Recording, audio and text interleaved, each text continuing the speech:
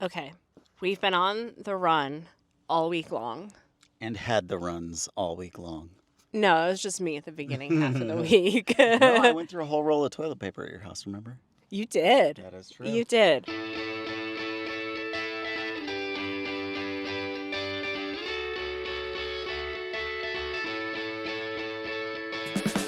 Hello, everybody. It's another week of the Backup Plan. I'm Meredith. I'm having a baby eminently. My gay best friend and I are doing it. We froze sperm this week. Like it's getting so close. So, first of all, if you're watching this on YouTube, I forgot that I still had to record an intro for this week's episode.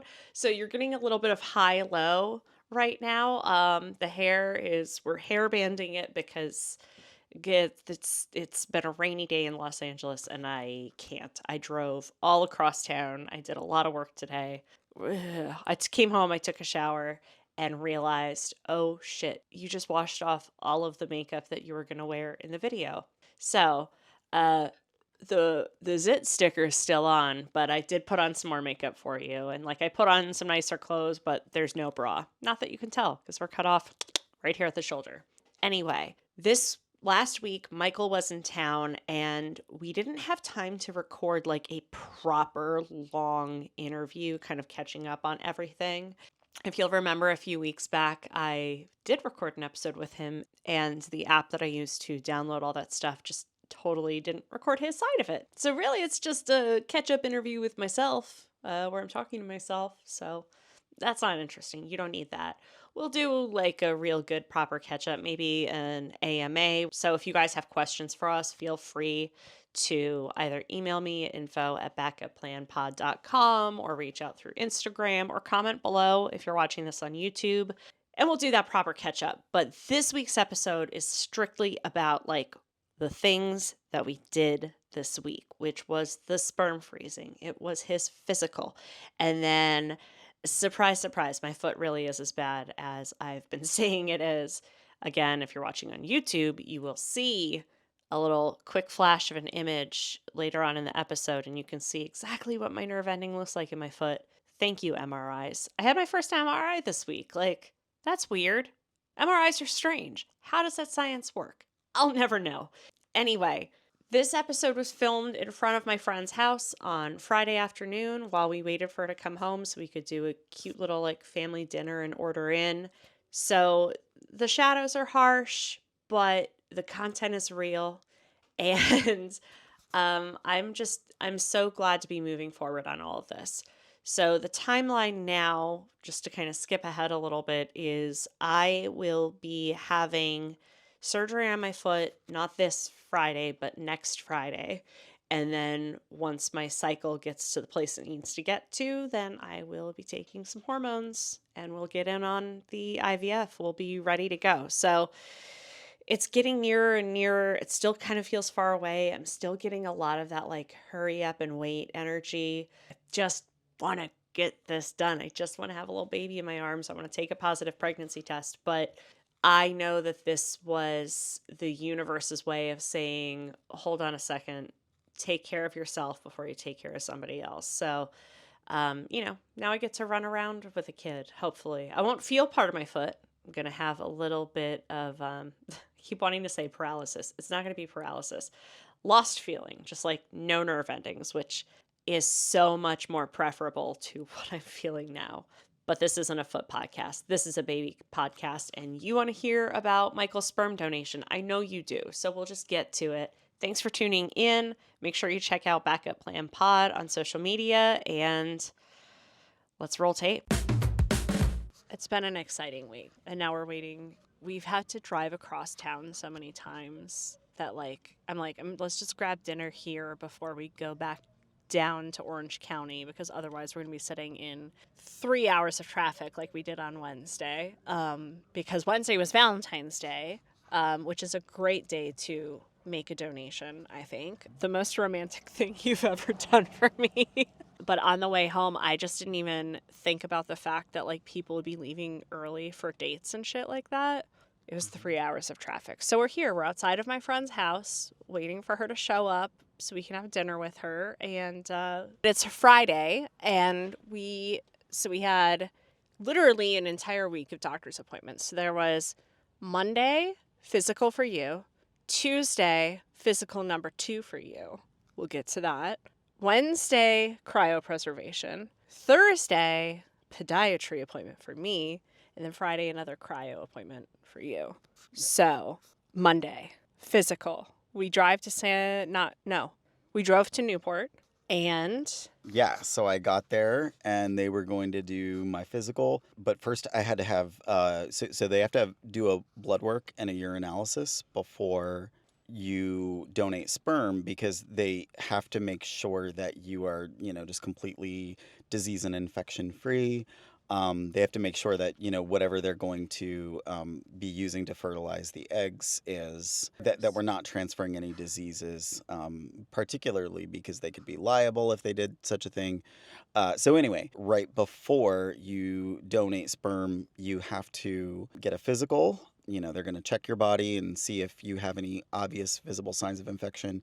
They're also going to do a urinalysis, which, mostly to rule out STDs and things like that, and then do blood work to see if there's something, that maybe even you don't know about lurking inside. So we get there, and I knew that they had said that I needed to arrive ready to give a urine sample, but I just completely forgot. So I've been traveling for work the last 2 weeks in a row, and I haven't really been home very much. But I spent the whole last week in Seattle, which is a very wet climate, especially in the winter.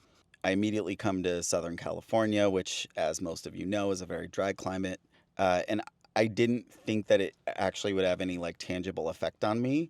But when I got there, they were like, okay, well, let's take your blood first so we can get that out of the way. And I'm like, okay, good. I'm good at giving blood. I have these 2 veins that show up really well on my right arm. And I walked in and was like, oh, the nurse, she's so good at finding veins. It's so hard to find a vein for me, always. Yeah. And she got it first, right off the bat. And I was like, oh, she's good. Don't even worry about it. Yeah. So then for me, she just could not find a vein. I was squeezing a stress ball. She kept tapping my my inner arm just to see if something would show up. Nothing was coming, and she's like, "You're really dehydrated." And I was like, "I didn't think I was, but I guess so." So I drink 2 bottles of water, and still just nothing. So finally, I do have a couple veins on my hand that show up really well. So she's like, "Well, it's not ideal, but let me go in through your hand." She puts an IV in my hand, and it starts to give blood and then just stops. So, long story short, Michael's a vampire. Right. Or I died and didn't realize it, and I'm just walking around like, hey guys, you know what I mean? But I'm actually dead. I think you're a vampire. That's Right. what I would go with. You Right. give vampire vibes before you give anything else. Mm-hmm. So they went ahead with the physical, the actual physical, which wasn't very much, right? No, the physical was easy. Basically, yeah, you can keep your underwear on. They're just checking the body for any specific signs of some type of infection, just to see if I have any spots on my body that correspond with having an infection. She asks me to breathe and listens to my lungs through the stethoscope, takes my heart rate, yeah, and just looks at your fingernails, just places that you would think to check on someone to make sure that they're healthy. You can keep your underwear on is going to be the title of this episode. Yes, love it, love it. So we had to come back the next day for Michael to do the pee sample and the blood sample, which was, not ideal, but fine. We went back at 7 a.m. to get that done because we both had busy schedules the next day. And then Wednesday was when we drove to Santa Monica to do the cryopreservation. And I will let you describe that because I have no idea what it was like. It was clear that this kind of place is a place that is very they've probably been doing sperm donations for years, and they're very comfortable with it, but I had never done one before, and it was my first time, so I was a little bit nervous. So the guy takes me back to the room. The room is very comfortable. It's very nice. There's a chair. It's away from the wall, which is great. It everything is very sterile. They have like a pad for you. Well, no, think about think Think about why about you it. wouldn't want a chair up against the So wall. is it just in the middle of the room? Yes. Oh yeah, yeah. So anyway, yeah, and we have to sign some paperwork or whatever. He shows me where to put the sample when I'm done. And then there's also like this big screen TV in there and a laptop in case you like didn't bring anything to prepare. Was there like a was it just in incognito mode in the browser?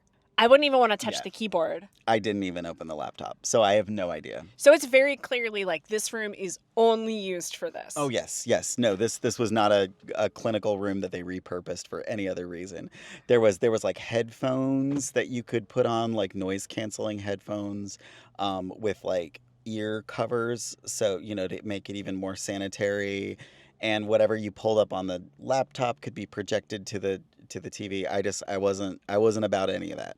Did you get like an AV lesson then when you came in? Was that like the most complicated part of it? No, he kind of just assumed that that You know how to I share would the figure out, screen. yeah, that I would figure out how to do it. Yeah. So, and he also like showed where the Wi-Fi was in case you brought your own device, just whatever you needed to do. So, anyway, that's as much detail as I'll go into. The only thing that I will say is that like for me, if I was doing such a thing, I would prefer just a completely like dark soundproof booth. And everything about this place was great, except that is the one part that was missing. You're in an exam room that is right off of a busy hallway. You're hearing people going back and forth the whole time. You're hearing people talk out in the hallway. It just wasn't ideal for that. So then did you not use the headphones there or you had your own headphones? I had my own headphones. Yeah, I just wasn't interested in touching anything on that TV stand. So, you know, So was there no ambiance lighting then? I would have wanted ambiance lighting. I preferred no lighting at all. I turned all the lights completely off. Also because just in the off chance that there is like a hidden camera somewhere, not that, they don't have night vision, but I don't know. I needed to pretend that I was not where I was. Yeah. I needed to pretend that I was just like at home in my own bedroom. Anyway, So that was Wednesday, and we had the very long drive home. And this is when I should like interject and say that last week I talked about my bad foot. I have a bad foot, and I've always had a bad foot. And I had bunion surgery like 2 years ago, and I still have this problem with an inflamed nerve. And I did something called cryosurgery, which calmed it down for a little bit, but it is very quickly wearing off, and my foot's been in really bad condition. And what I've decided during this week, which I'm not happy about, but it is what it is that I have to get this taken care of before I start the IVF. And on Thursday, okay, Thursday is when we went to the podiatrist. No, we went to Wednesday. We went to the oh my god, I can't even keep it all straight anymore. So Wednesday, not only did we go do Michael's donation in the afternoon, in the morning we went to the podiatrist. Nothing sexier, nothing more romantic. And that was when she was like, yeah, the surgery is not as bad to recover from as the bunion surgery you had. So, like, we can take care of this and you can recover enough to start IVF pretty quickly. So, Thursday was when I went for the MRI, discovered how big this inflamed nerve is in my foot. And we're just going to push the IVF a month, which is fine because we've got your stuff on lock. Don't have to worry about that anymore. And I'm going to have surgery on my foot in 2 weeks. I just got that scheduled today, so that's very exciting. So that was Thursday, and then Friday is today, and we came back here to Santa Monica to do another donation because it's just best to have more on hand if I have to do any more rounds. This way Michael doesn't have to worry about coming back. Was there anything different about your experience today? not really. It was faster and easier. Yep. Good to know. And that's the medical update this week is that IVF's being pushed a month. We have 2 samples. I don't know how many vials we get. Do you know, have you seen if you haven't gotten any information from Kind Body saying like, here's what we got? I haven't checked my email yet, but should probably check and see if they sent me anything. So there may be something exciting in the email, but we'll see. But yeah, I mean, I preferred this method because I don't know, like just being alone in your house, knowing what you were doing in the other room and like trying to be silent or like closing myself off in a bedroom and pretending I'm not there. That was all weird. This just felt more like, oh, I have to drop something off at the post office. Oh, I'm going to stop by Kind Body. Like, I will say the other thing that I really liked about Kind Body, and I don't think you probably didn't even realize this, the front doors were totally locked to the office. Those girls sitting at the front desk have a button to push. Oh, So whenever they each see time we walked up, every time they see nice. somebody walk up or walk back, they push the button. And I didn't even think that there are situations where that would be a bit of a safety issue because people are crazy. People are crazy. And, you know, women's reproductive rights are difficult to deal with. But they're having babies, not having abortions. Yeah, but it's one way or the other. It's like if you can take away a woman's right to have children, you can take away to not have children. Like, it's just an infringement of medical rights. That was what my mom always told me, like, growing up, being indoctrinated into the liberal agenda. My mom was like, the problem with an abortion politically is if they tell you you have to have this baby, then they can just as easily tell you that you can't have a baby. As I said about the, different countries where single women can't get sperm from sperm donors because that's Or even against the rule. married couples in some countries can't. Yeah. So it can be a tricky subject, and if somebody wants to have a problem with something, they can have it pretty all too easily. So that was nice. I felt safe when I realized that door was locked. I was like, oh, nice one. Have your thoughts changed on this? Like going to a doctor's office and having it more official, has it felt any more real yet? It feels like we're a lot closer to actually being able to make this happen. It was nice to know that, that instead of trying to do it at home where you're like fumbling around with I don't know, whatever your DIY kit was, this is going to be tested and frozen and counted and all that. And is going to be, from what little I know about IVF, directly deposited into the egg, as opposed to the more rudimentary method. Okay, let me see. I'm going to give you a very a theater major's version of IVF, so you can understand exactly how it's going to happen. So, okay, so what we're doing is a fresh transfer. So, even though your sperm are frozen, I'm going to be injecting myself with hormones that will grow the follicles in my ovaries to produce eggs. So a woman is born with as many eggs as she's ever going to have in her entire life. You, as a man, produce fresh sperm always, all the time. It's unfair. So the eggs that I have in my body at this point are not as choice or ideal as the ones when I was 22. They're not grade AA. They're like B's or C's. Yeah. So what they're going to do is all the follicles, they'll grow them so that they'll all drop eggs at the same time. So everything's going to be very, very, very timed. So I'll be taking these hormones every single day. And then I think it's 36 hours before, I think that might be 36 hours before the egg retrieval, I will take a trigger shot and it releases them. It is. Okay, well, we'll continue this later. The Backup Plan is created, produced, and hosted by me, Meredith Kate. Julian Hagans is my co-producer. You can find us on social media at Backup Plan Pod. The best place to get updates is to sign up for our newsletter at backupplanpod.com, where we also post all episodes, show notes, and transcripts. Thank you for listening.